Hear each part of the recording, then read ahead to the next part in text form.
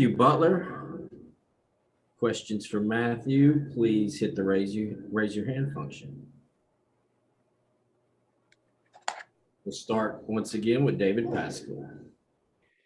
Hey, Matthew, given how crazy 2020's been and given what y'all have been through with postponements and rescheduling and an 8-game winning streak, a 6-game losing streak, what are you going to kind of take the most from this experience these last several months?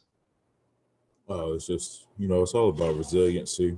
In life, you go through your ups. Sometimes your ups last for a long time.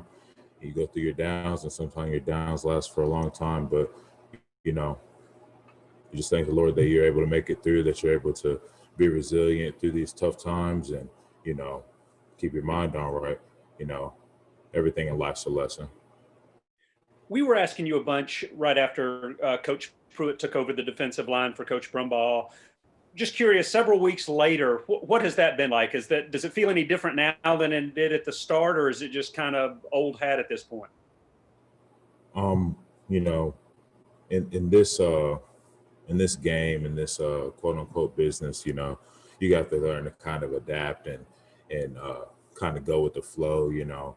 I don't want to say like it was unfortunate that Coach Brumbaugh had to leave us, but it wasn't expected. And even though it wasn't expected, we had to adapt, improve, and push forward. Not just me, but the whole D line and even the whole team to an extent. Yeah. Brent, then Gustavo.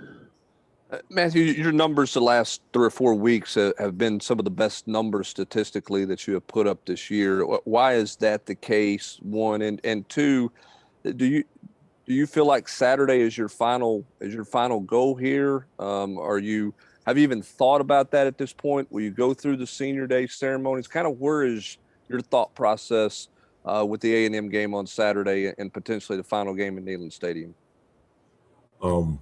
As far as my numbers and everything, I mean, I like balling. We all like balling. We all try to improve week by week. You look at the film and you say, darn, I missed with that move, or, darn, I could have came out my hips better on that. So you go to practice and you work on it, and it translates to Saturday and you make some plays. And this past Saturday, I was fortunate enough to, tie some things together and, showcase the skills that I know I had.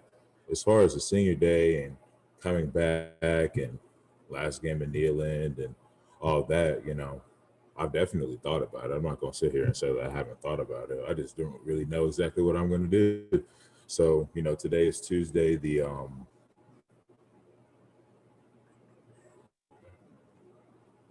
15th, and I have a good while to figure that out. But when it all comes down to it, trying to play really well in this game on Saturday. If we have another opportunity to play another football game, then play really well in that, get 2 wins, and make it happen.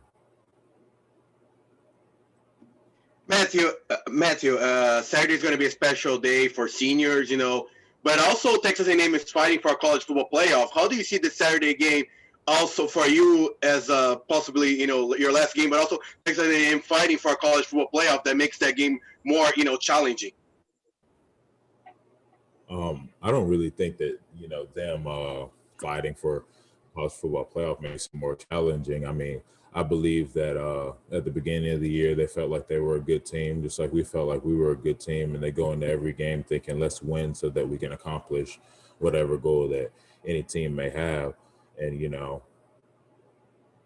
we're just approaching this week like we would any week, intense mental preparation, excellent physical preparation, great recovery, great nutrition habits, knowing our opponent and going out there and playing to the best of our ability.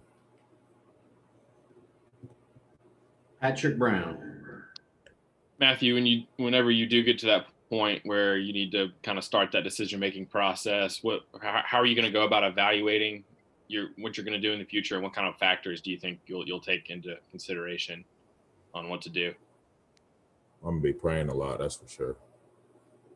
Talking to my mom and dad, talking to people who I trust, and praying even more.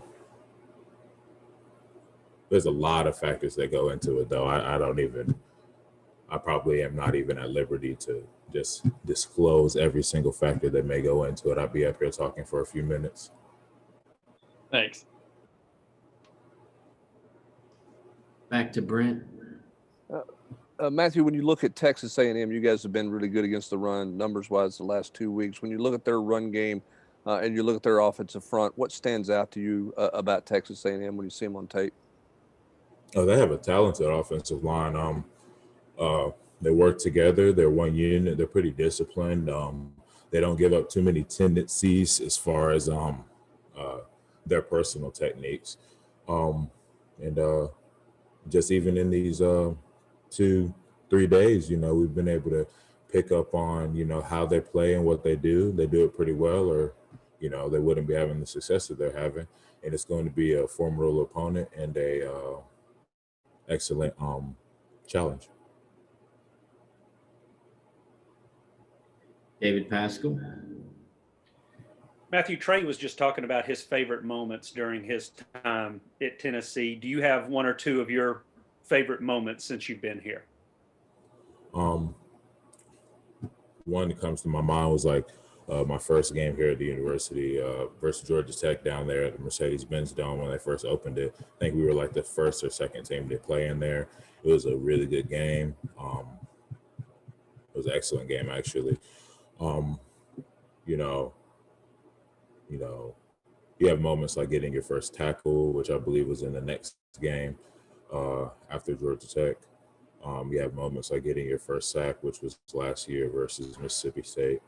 And then you just have all of the wins that you get either on the road or in Neyland, like, beating Auburn on the road my sophomore year and, securing a bowl game last year versus, I guess we secured it versus Missouri. So, those are all excellent memories and, things that I'm going to take with me for the rest of my career and life. Any other questions? We'll go to Vince. Matthew, if you don't return to Tennessee, what do you see in the young defensive linemen on this Tennessee roster with the future? Oh, yeah, there's some dudes. They're going to get right. I feel like, not only myself, but everybody who came before me, we set a really good foundation, and we set a matter of mental and physical discipline. And, of course, it's up to them to, adhere to it, but there's going to be pressure to adhere to it because you see people have quote unquote success. When you see people have success, you typically do what they try to do. But, for all I know, I might be right here with them, being even more disciplined physically and mentally and making it happen. Like I said, I'm just still trying to figure that out and everything. I'll be up front. Last question, Gustavo. As the final game of regular season comes on Saturday, how do you see this 2020 season of Tennessee football with such ups and downs and so many challenges? I see it as like you said, it had a lot of ups and downs and a lot of challenges, but it's just an opportunity it has been a whole opportunity to just, check yourself, realize that life and a season, whether it be in the middle of a pandemic or whether it be in quote unquote normal circumstances, is all about, your resiliency. Are you willing to do it again and again and again in spite of whatever may be going on in the world or whatever might be going on in your personal life? I'm not saying that, ignore what's going on in the world and ignore what's going on in your personal life, but when it all comes down to it, this can be a way of life for some people as far as football. This can be a career for some people as far as football. And a lot of times, it's just a release and an opportunity to go out there and have fun and get better at something. So, you learn about resilience, you learn about yourself, and you learn about life, really. Good luck in your decision. Thanks. Thanks, Matthew.